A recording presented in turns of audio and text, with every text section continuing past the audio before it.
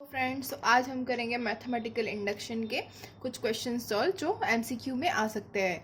ये कोई भी कॉम्पिटिटिव एग्जाम में भी आ सकते हैं। वैसे तो मैथमेटिकल इंडक्शन के बहुत ही कम एग्जांपल्स आते हैं, लेकिन मेरे पास कुछ एग्जांपल्स थे जो मैं आपके साथ शेयर करना चाहती हूँ। The first one is, if x raised to n minus 1 is divisible by x minus lambda, then the least positive integral of lambda is, उसके साथ हमें ऑप्शन दिए हुए हैं, a is 1, b is 2, c is 3 and d is 4। Okay, तो अब इसको क्या करना है। x raised to n minus 1 है, तो ऑब्वियस चीज़ है, मैथमेटिकल इंडक्शन है, तो n कहाँ पे होता है, n बिलोंग्स टू n होता है।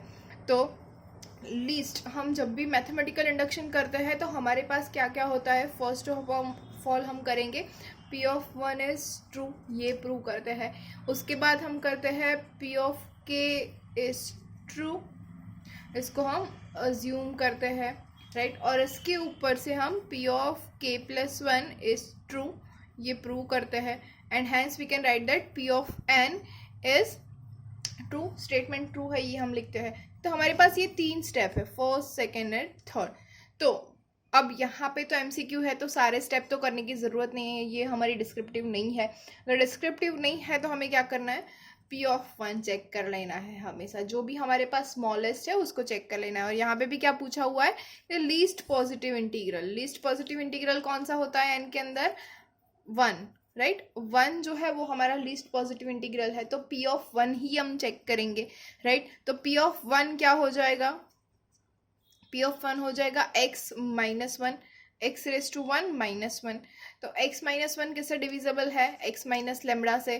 तो x माइनस 1 किससे डिविजिबल हो सकता है, x माइनस 1 से ही। ओके, तो लेमड़ा इक्वल्स टू क्या हो जाएगा, 1। तो ये हो गया हमारा answer, a is equals to 1। देखा, बहुत ही सिंपल था।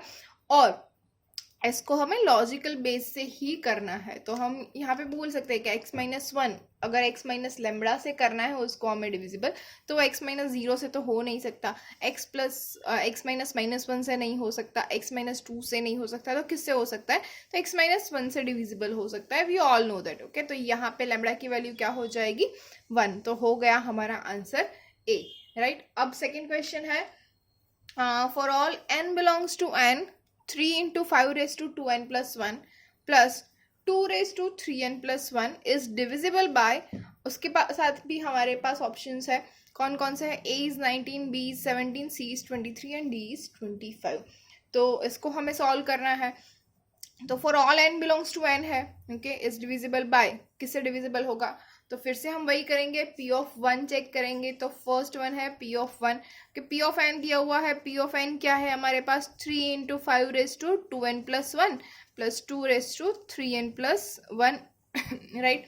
तो इसके लिए हम p ऑफ 1 करेंगे, तो p ऑफ 1 क्या हो जाएगा, 3 into 5 raise to 2 into 1 plus 1 plus 2 raise to 3 into 1 plus 1। तो इसके इक्वल्स टू हम क्या लिख सकते हैं, 3 into 5 square is 5 raise to 2 plus 1 which is 3, 5 cube is 125, right, plus 2 raise to 3 plus 1 which is 4, 2 raise to 4 is yes 16। okay, so 3 into 125 is 375 plus 16, तो 375 plus 16 is 391 and 391 is divisible by what, yes, is divisible by 17। अब check कर लीजिए, कैसे check कर सकते हो, 391 को हमें 19 से डिवाइड करना है, 391 को हमें 17 से डिवाइड करना है। अगर यहाँ पे ही हमारे पास नीचे 0 आ जाता है तो वो 19 से डिविजिबल है, लेकिन यहाँ पे हमारे पास 0 नहीं आएगा, तो 17 से चेक करेंगे, 17 से हमें नीचे 0 आ जाएगा तो हमारा आंसर हो जाएगा 17। तो फिर हमें आगे चेक करने की ज़रूरत नहीं है। लेकिन अगर यहाँ पे भी 0 नहीं आ रहा है तो हम 23 चेक करेंगे और उसके बाद 25 चेक करेंगे, लेकिन यहाँ पे हमें आंसर मिल रहा है 17। देखते हैं नेक्स्ट एग्जाम्पल। क्वेश्चन नंबर 3 है, if 10 raise to n plus 3 into 4 raised to n plus 2 plus lambda is divisible by 9 for all n belongs to n, then the least positive integral value of lambda is, okay, मतलब कि हमें जो least positive value मिल सकती है lambda की वो क्या होगी। ये क्या है, ये for all N belongs to n है। For all N belongs to N ये जो फंक्शन है हमारा क्या है, P of N is 10 raise to n plus 3 into 4 raise to n plus 2 plus lambda. ये क्या है, which is equals to any 9d, क्योंकि ये 9 से डिविजिबल है तो हम लिख रहे हैं इसको 9d। तो ये 9 से डिविजिबल होगा तो हमें उसके लिए लैम्डा की वैल्यू फाइंड करनी है कि क्या होगी, तो ये 9 से डिविजिबल होगा। तो हमें यहाँ पे बोला गया है कि for all N belongs to N, मतलब कि हमें क्या कर रहे हैं, सबसे पहले पी ऑफ वन, अगर पी ऑफ वन ट्रू है तो बाकी का तो ट्रू ही है, राइट, क्योंकि यहाँ पे लिखा हुआ है कि for all N belongs to N ये होता है। तो पी ऑफ वन क्या हो जाएगा, 10 raise to 1 plus 3 into 4 raise to 1 plus 2 plus lambda, okay, equals to 9 something है, ओके। तो ये हम नहीं लिख रहे अभी, तो ये क्या हो जाएगा 10 plus 3 into 4 cube, 4 cube is 64 plus lambda. तो ये क्या हो जाएगा 10 plus 3 into 64 is 192 plus lambda. तो इसका क्या हो जाएगा 202 प्लस लैम्डा। तब 202 प्लस लैम्डा, अब हमें लैम्डा फाइंड करना है कि लैम्डा क्या हो सकता है। तो वी हैव 4 ऑप्शंस 5, 3, 7 एंड 1। तो अब क्या करेंगे, तो अब हम क्या करेंगे 202 है उसको हम 9 से डिवाइड कर देंगे। क्यों, क्योंकि हमें क्वेश्चन के अंदर बोला गया है कि वो 9 से डिविजिबल है, राइट। देखिए यहाँ पे है कि वो 9 से डिविजिबल है, तो हम इसको 9 से डिवाइड कर देंगे। तो क्या हो जाएगा 9 2 18, right, we have 2 and 2, now 22। So 9 2 18, तो यहाँ पे तो माइनस में हो जाएगा, लेकिन हमारे पास यहाँ पे कोई भी माइनस में नंबर नहीं है। तो 9 3 क्या होता है, यस इट इज 27। तो 27 के लिए यहाँ पे प्लस लैम्डा क्या होना चाहिए, तो ये 27 हो जाएगा। तो लैम्डा कुड बी 5, तो तभी ये हो जाएगा 9 से डिविजिबल। तो आंसर इज 5। समझ में आ रहा है। यहाँ पे अगर हम 5 ऐड कर दे तो ये क्या बन जाएगा 207। 207 इज डिविजिबल बाय 9, राइट। तब तो 3 7 या 1 कुछ भी ऐड कर लो वो डिविजिबल बाय नहीं होगा 9, ओके। तो आंसर इज 5। अब देखते हैं next example. Next one is let p of n is equals to 2 raised to n which is less than 1 into 2 into 3 up to n, then the smallest positive integer for which p of n is true is, okay, तो यहाँ पे हमें क्या बोला गया है कि p of n जो है हमारे पास वो है 2 raised to n is less than 1 into 2 into 3 up to n, okay मतलब जो 1 से लेके n तक जो प्रोडक्ट है वो 2 to the power n से बड़ा होना चाहिए। वो कब होगा, then the smallest positive integer for which p of n is true. ये ट्रू होने के लिए n जो है उसकी वैल्यू हमें फाइंड करनी है, स्मॉलेस्ट n कौन सा होगा जिसके लिए ये ट्रू होगा, ओके। तो क्या कर सकते हैं, हमारे पास 1 2 3 एंड 4 है, तो चेक करेंगे। फर्स्ट ऑफ ऑल p1 क्या हो जाएगा 2 raised to 1 is less than 1, तो ये तो रॉन्ग है, राइट, ये तो सही नहीं है ना। 2 raised to 1 is not less than 1, okay. अब देखते हैं p of 2 क्या होता है 2 raised to 2 which is 4 is less than 1 into 2, 4 is not less than 2, right, तो ये भी रॉन्ग हो गया। अब देखते हैं p of 3, शायद ये हो जाए। तो p of 3 क्या हो जाएगा 2 raised to 3 is less than 1 into 2 into 3, और ये क्या हो जाएगा 8 is less than 6 which is wrong, ये भी नहीं है। तो अब क्या होगा, अब तो हमें पता है एक ही ऑप्शन बचा है तो यही आंसर होने वाला है, लेकिन फिर भी हम चेक करेंगे which is p of 4, and p of 4 is 2 raised to 4 is less than 1 into 2 into 3 into 4, which will give us 2 raised to 4 is 16 is less than 2 into 3 is 6, 6 into 4 is 24। तो ये हो गया हमारा true, right. तो हमारा answer क्या हो जाएगा D4। फिफ्थ एग्जाम्पल है, a student was asked to prove a statement p of n by induction, मतलब p of n से उसको इंडक्शन प्रूव करना है, ओके। तो वो तो हमें पता है क्या होता है, सबसे पहले p of 1 ट्रू, उसके बाद p of k अज्यूम करना है हमें जो ट्रू है, और उसके ऊपर से p of k plus 1 हमें प्रूव करना है। तो he proved p of k plus 1 is true when ever p of k is true, मतलब ये स्टेप उसने कर दिया है लास्ट वाला। For all k is greater than 5, मतलब k इज ग्रेटर देन 5 के लिए उसने सारा प्रूव कर दिया है कि p of k is true, then p of k plus 1 is also true.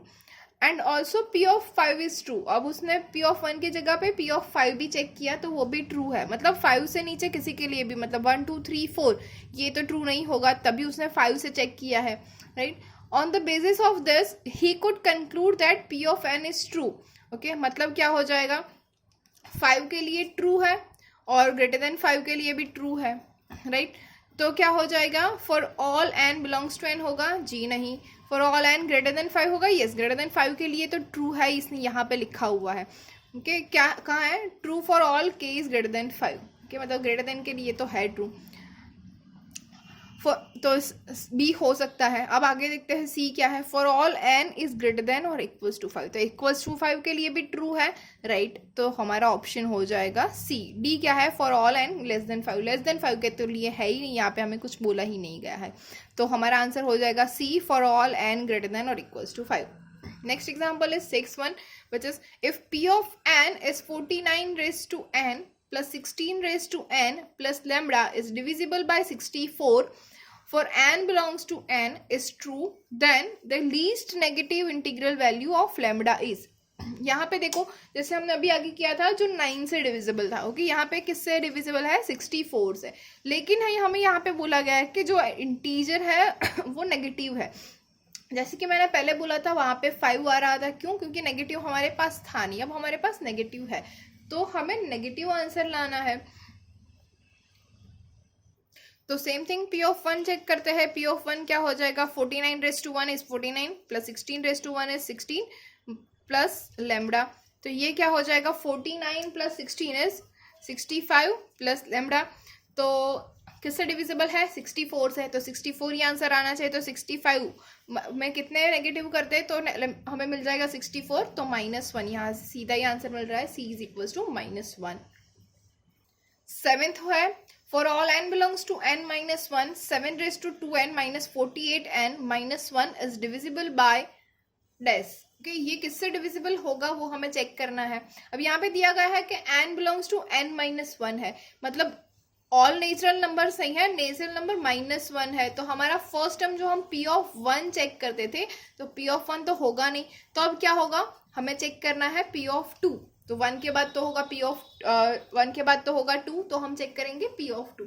तो n की वैल्यू अगर हम 2 रख दे तो क्या मिलेगा, we will have 7 raised to 2 into 2 minus 48 into 2 minus 1 which is equals to 7 raised to 4 is, ऐसे लिखते हैं 49 इंटू 49, मुझे यही आता है, 48 इंटू 2 विच इज 96 माइनस 1। अब 49 इंटू 49 कर दे अगर तो हमें मिलेगा 2401 माइनस 96 माइनस 1, तो ये क्या हो जाएगा 2401 माइनस 97, राइट। इसको मैं लिख सकती हूँ 2401 माइनस 97, मतलब 2401 में से 100 अगर निकाल दे तो मिलेगा 2301 प्लस 3 कर दे तो मिल जाएगा 2304, तो हमारा आंसर है D 2304, राइट। तो अब next question is for n belongs to n 10 raised to n minus 2 is greater than 81n if, okay अब यहाँ पे हमें ऑप्शन दिए हुए हैं, देखिए यहाँ पे 5 है 5 है 5 है और 6 है, मतलब ग्रेटर देन 5 अगर चेक कर ले तो हमें पता चल जाएगा क्या होगा। अगर 5 के लिए ट्रू हो रहा है, राइट, तो हमें देखना है, उसके बाद अगर 5 के लिए ट्रू नहीं हो रहा है तो हम 6 देखेंगे, राइट। तो अब अगर 6 के लिए भी ट्रू नहीं होगा तो हम 7 देखेंगे क्योंकि ग्रेटर देन 6 है, right.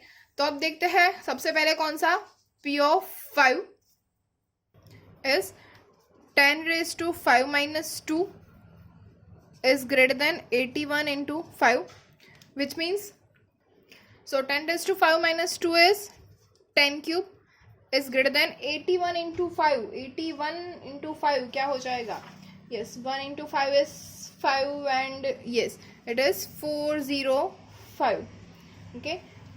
Now 10 cube is 1000 and 1000 is greater than 405, yes it is true, okay।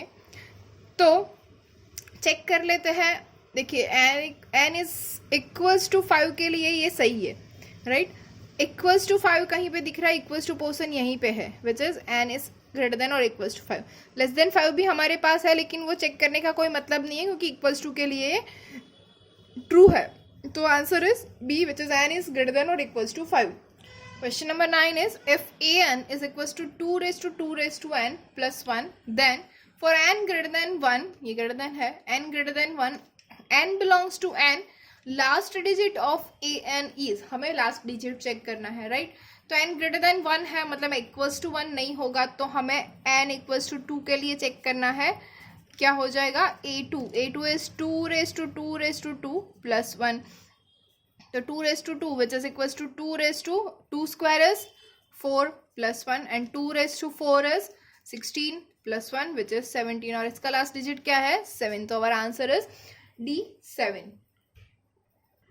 Question number 10 is, by principle of mathematical induction, for all n belongs to n, cos theta into cos 2 theta into cos 4 theta up to cos 2 raised to n minus 1 theta is true for, okay, हमें option दिए हुए हैं, a sin 2 raised to n theta upon 2 raised to n sin theta, b is cos 2 raised to n theta upon 2 raised to n sin theta, c is sin 2 raised to n theta upon 2 raised to n minus 1 sin theta, d is none of this, okay? तो हम अब सब verify करेंगे किसके लिए सही होगा। तो यहाँ पे अगर हमें n की वैल्यू दी नहीं है तो हम ले लेंगे कि n belongs to the natural numbers, 1 से ही स्टार्ट होगा। देखिए यहाँ पे 2 raised to n minus 1 है, तो cos क्या हो जाएगा, सबसे पहले हम p ऑफ 1 चेक करेंगे, राइट? तो first of all will check for the n equals to 1। अगर n इक्वल्स टू 1 रख दे तो ये देखिए यहीं पे अगर लास्ट टर्म में मैं ले लूँ तो 2 raised to 1 minus 1 which is 2 raised to 0 and 2 raised to 0 is 1, तो cos थीटा, ये तो cos थीटा हो जाएगा। तो हम चेक करेंगे p of 1 is cos theta, ये तो अब a b c और d, उसमें से मतलब d तो नन ऑफ दिस है, a b और c तीन में से किसके अंदर हमें आंसर मिल रहा है cos थीटा। तो first of all will check for a which is sin 2 theta upon 2 sin theta, okay, which is equals to sin 2 theta is equals to 2 sin theta into cos theta divided by 2 sin theta, 2 cancel, sin theta cancel, which is equals to cos theta. तो hence our answer is a, which is sin 2 raised to n theta upon 2 raised to n sin theta। हमें दूसरे check करने की ज़रूरत ही नहीं पड़ी, लेकिन अगर फिर भी आपको चेक करना है तो you can check it out, okay. मुझे नहीं लगता किसी और में होगा, फिर भी देखना है तो cos 2 raised to n theta which is cos 2 theta upon 2 sin theta, तो cos 2 theta का अगर आप फॉर्मूला लगाएंगे cos square theta minus sine square theta, तो यहाँ पे कुछ कैंसिल नहीं होने वाला है, ओके। सेम थिंग अगर नीचे है हमारे पास sin 2 theta upon 2 raised to n minus 1 that is 0, okay, 2 raised to 0 is 1, so upon sin theta हो जाएगा, तो ये 2 रह जाएगा, तो हमें आंसर मिलेगा 2 cos थीटा, राइट। तो हमारा आंसर सेटिस्फाई नहीं हो रहा और कहीं पे भी सिर्फ और सिर्फ ए में हो रहा है। Next one is, the product of 3 consecutive natural number is divisible by. तो product of 3 consecutive natural number है तो 1 2 3 होगा, 3 4 5 होगा, 2 3 4 होगा, या फिर 4 5 6 होगा, कुछ भी ले ले, 3 कंसेक्यूटिव नंबर्स, ओके। तो 1 इंटू 2 इंटू 3 क्या हो जाएगा 6। अब यहाँ पे 3 इंटू 2 मतलब 6 है, राइट? तो ये क्या है 6 इंटू 10 विच इज 60। यहाँ पे भी वैसे ही 6 आ गया, देखिए यहाँ पे तो 6 ऑलरेडी है ही। तो 3 कंसेक्यूटिव नंबर्स, कोई भी आप अगर नंबर ले लो तो वो किससे डिविजिबल होगा बाय 6, ओके। तो always the product of 3 consecutive natural number is divisible bye 6। ये तो हम याद भी रख सकते हैं बहुत ही ईजीली, राइट? कहीं पे यूज कर सकते हैं हम इसका। तो now next one is question number 12 which is, for all n belongs to n, a raised to n minus b raised to n is always divisible by dash, where a and b are distinct natural numbers। a and b distinct natural numbers दिए हुए हैं, okay, और हमें बताना है कि a raised to n minus b raised to n is always divisible by। सबसे पहले हमें ध्यान देना है यहाँ पे कि for all n belongs to n लिखा हुआ है, कि अगर n ग्रेटर देन 1 होता तो हमारा यहाँ पे सीन कुछ अलग होता। हम p ऑफ 1 के लिए सबसे पहले चेक करेंगे, अगर p ऑफ 1 जिसके लिए डिविजिबल होगा उसके लिए हम देखेंगे। तो p ऑफ 1 क्या हो जाएगा, a⁻1 minus b⁻1 which is a minus b। तो यहाँ से हमें आंसर मिल रहा है which is a minus b, क्योंकि a माइनस b से ही डिविजिबल होगा। फिर भी हम p ऑफ 2 भी चेक कर लेते हैं। p ऑफ 2 क्या है, a² minus b² which is equals to a minus b into A plus B. तो यहाँ पे भी a माइनस बी है और a प्लस बी दोनों है। देखा, मैंने कहा था ना, अगर n ग्रेटर देन 1 है तो हमारा जो आंसर है वो चेंज हो सकता है। यहाँ पे a प्लस बी भी आ सकता है, a माइनस बी भी आ सकता है। तो उसके लिए हमें पावर 3 के लिए चेक करना होगा, लेकिन यहाँ पे हमें आंसर मिल रहा है दोनों किससे डिविजिबल है, a माइनस बी से। So our answer is C, a minus B. देखते हैं next example. Question number 13 is the greatest positive integer which divides n plus 2, n plus 3, n plus 4, n plus 5, n plus 6 for all n belongs to n is, options है 124, 240, 24। तो greatest positive integer बोला है जो इसको divide करता है। Okay, तो क्या चेक करेंगे? यस, सबसे पहले p ऑफ 1, राइट। तो p ऑफ n क्या है हमारे पास? देखिए जगह थोड़ी कम है, लेकिन फिर भी मैं लिख रही हूँ n plus 3, n plus 4, n plus 5, n plus 6। ये इसीलिए मैंने एक स्टेप ज़्यादा लिखा क्योंकि p ऑफ 1 लिखने के लिए मुझे तकलीफ ना हो। तो p ऑफ 1 क्या होगा, n बिलोंग्स टू n, देखिए यहाँ पे है, मतलब तभी हम p ऑफ 1 ले सकते हैं। तो हो जाएगा 1 plus 2, 1 plus 3, 1 plus 4, 1 plus 5, 1 plus 6 which is equals to 3 into 4 into 5 into 6 into 7। अब ये किससे डिविजिबल होगा? ओके, अब देखिए कितने नंबर्स हैं, 5, राइट। तो आगे बढ़ाओ या पीछे बढ़ाओ, हमें क्या मिलने वाला है? जब फर्स्ट और लास्ट टर्म जो है हम उसको मल्टीप्लाई कर देते हैं। 7 इंटू 3 क्या हो जाएगा, 21 इंटू 4 इंटू 5 इंटू 6 क्या हो जाएगा, 4 इंटू 5 20, 20 इंटू 6 इज 120। ओके, तो 21 और 120 क्या है इसके अंदर, 120। अब देखिए 4 से डिविजिबल है, जी हाँ, लेकिन हमें क्या पूछा गया है, ग्रेटेस्ट पॉजिटिव इंटीजर। तो ग्रेटेस्ट कौन सा होगा, 120। अब 240 से तो ये डिविजिबल होगा नहीं, 24 से होगा, लेकिन इससे भी बड़ा हमारे पास 120 है। ओके, तो हमारा आंसर हो जाएगा 120। Next example is let p of n or n square plus n plus 1 is an odd integer if it is assumed that p of k is true, which implies p of k plus 1 is true. Therefore p of n is true for, we have options, a is for n greater than 1, b is for all n belongs to n, c is for all n greater than 2 and d is none of this। Okay, यहाँ पे मैंने NOT लिखा हुआ है which is none of this. Okay, ये none of this हो जाएगा। तो क्या है question, which is let p of n यहाँ पे डिफाइन किया हुआ है which is n square plus n plus 1 is an odd integer. ये एक ऑड इंटीजर है, ये हमें यहाँ पे बोला गया है। if it is assumed that p of k is true which implies p of k plus 1 is true। यहाँ पे ये हो गया है कि p of k ट्रू है तो p of k plus 1 भी ट्रू है। therefore p of n is true for यहाँ पे हमें पूछा गया है कि p of n ट्रू किसके लिए होगा, मतलब फॉर ऑल n या फिर n ग्रेटर देन 2 या फिर n ग्रेटर देन 1 या फिर एक में भी नहीं। तो सबसे पहले तो चेक करेंगे फॉर n इक्वल्स टू 1 के लिए, n इक्वल्स टू 1 के लिए हो गया तो क्या आ जाएगा, for all n belongs to n।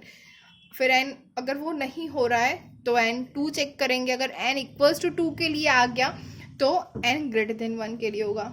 अगर 2 के लिए भी नहीं हुआ तो n इक्वल्स टू 3 के लिए चेक करेंगे, n इक्वल्स टू 3 के लिए अगर आ गया तो for all n greater than 2 के लिए हो जाएगा। ओके, अगर उसके बाद 3 के लिए भी चेक करना, मतलब 4 के लिए भी चेक करना पड़ेगा। अगर 4 के लिए भी नहीं हुआ तो आ जाएगा नन ऑफ दिस। तो हमें क्या करना है, फ्रॉम 1 से हमें चेक करना है। तो फर्स्ट ऑफ ऑल हम चेक करेंगे p ऑफ 1। p ऑफ 1 क्या है, 1 square plus 1 plus 1 which is 1 plus 1 plus 1 is 3। और 3 क्या है, ऑड इंटीजर हो गया, मतलब for all n belongs to n। फिर भी हम p ऑफ 2 चेक कर लेंगे which is 2 square is 4 2 + 1, 4 + 2 is 6, 6 + 1 is 7, ये भी क्या है, ऑड इंटीजर, तो अब क्या आगे चेक करने की ज़रूरत नहीं है, राइट। ओके, तो क्या हो गया, for all n belongs to n। Next one is for all n belongs to n, p of n is a statement such that if p of k is true, which implies p of k plus 1 is true for k belongs to n, then p of n is true। okay, so यहाँ पे क्या है, p of n जो है वो statement है, यहाँ पे बोला गया है कि p of k ट्रू है, where p of k plus 1 भी ट्रू हो जाएगा क्योंकि हमने ये p of k ट्रू लिया हुआ है। Then p of n is true, तो p of n ट्रू होगा किसके लिए, n ग्रेटर देन 1 के लिए, n बिलोंग्स टू n के लिए, for all n greater than 2 के लिए, और नथिंग कैन बी सेड इसके लिए।